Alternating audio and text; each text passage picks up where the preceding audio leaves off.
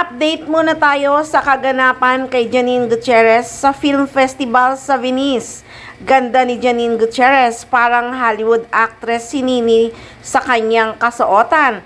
At sa itsura kasi ni Janine, mukha talaga siyang Hollywood actress.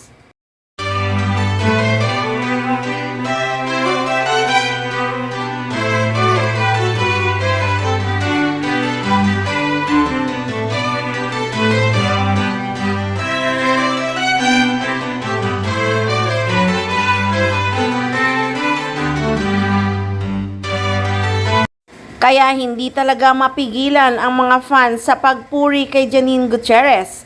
Anila, you look incredible, but more importantly, so proud of you for the body of works you built so far as an actress. Congratulations, Janine Gutierrez, and of course, the whole Pantos Mia film cast and crew.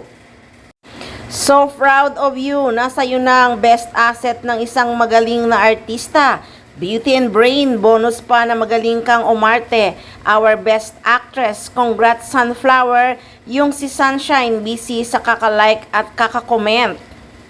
You are the dream, Pilipinas represent. Congrats Janine and the whole cast. Ilan lang yan sa mga sobrang humanga kay Janine Gutierrez. Pati ang kanyang pamilya, sobrang proud na proud kay Janine.